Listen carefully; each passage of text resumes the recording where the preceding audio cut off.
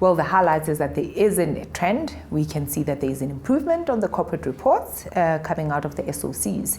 As indicated, we started in 2011 where the entities were literally averaging 40.2%, and we're sitting at 54.2% at the moment. So there is clearly an improvement in these corporate reports.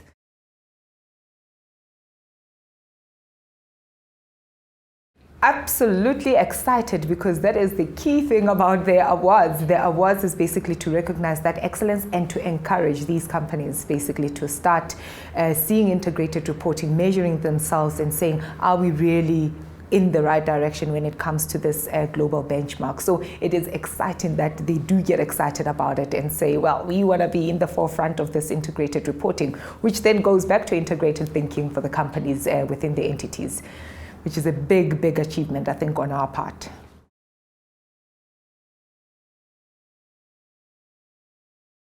So the areas that are definitely, or at least came out very low in terms of scoring this year, was in the area of the fundamental concepts. And what do I mean by that?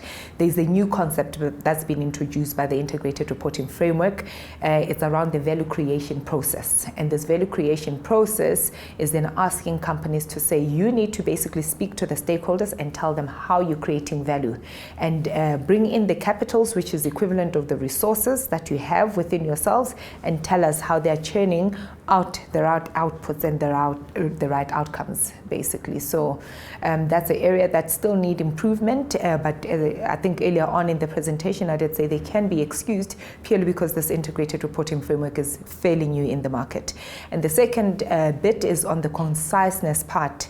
The reports are still lengthy, which is quite discouraging for, I think, for anybody to pick up a report and say, well, I'm going to get through 259 or 280 pages. So they need to be a lot more concise. I mean, we are living in the information age. There's too much information. People are really inundated with information. So we need to find ways that are innovative to get that message through in a concise manner.